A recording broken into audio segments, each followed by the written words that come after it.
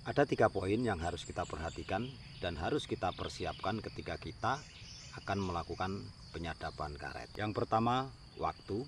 Yang kedua, peralatan. Dan yang ketiga adalah bekal.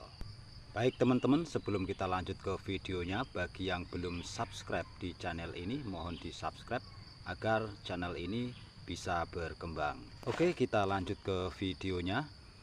Apa yang harus kita lakukan dan apa yang harus kita perhatikan sebelum kita melakukan penyadapan pohon karet. Pertama, kita harus bisa mengatur waktu atau memperhatikan waktu ketika kita akan melakukan penyadapan pohon karet.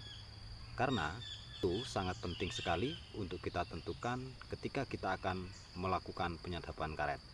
Dan waktu yang paling efisien adalah waktu sebelum terbit matahari. Kenapa kita harus menentukan waktu dalam penyadapan? Karena waktu juga menentukan dan sangat mempengaruhi ketika kita menyadap pohon karet.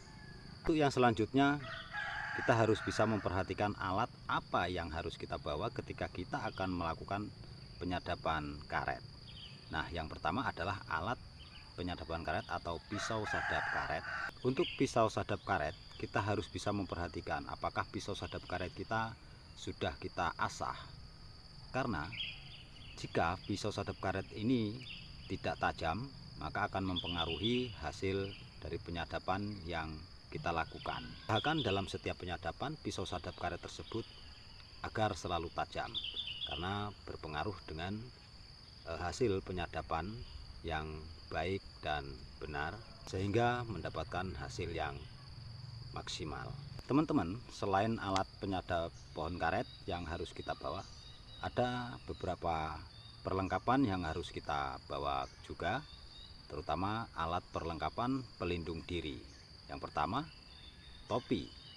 Topi fungsinya sangat penting sekali ketika kita menyadap pohon karet.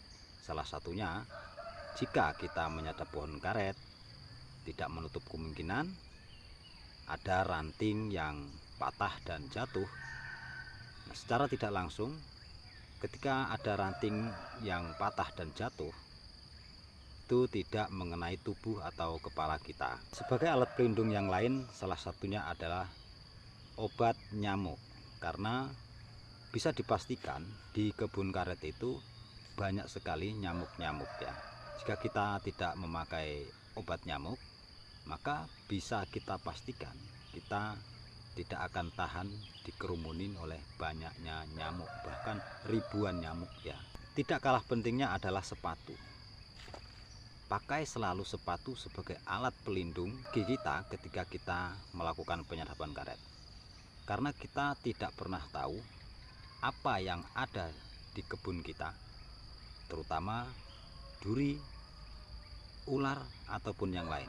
Jika kita memakai sepatu, mudah-mudahan kita bisa terlindung dari bahaya-bahaya yang ada di kebun. Nah, setelah kita membawa alat-alat penyadap karet, alat-alat pelindung diri, maka yang harus kita pikirkan kembali adalah bekal. Banyak sekali para petani karet ini yang ketika berangkat menyadap karet ini mengabaikan yang namanya bekal. Karena menyadap karet itu tidak membutuhkan waktu yang lama ya, mungkin 3 atau 4 jam. Menurut saya bekal ini sangat penting sekali.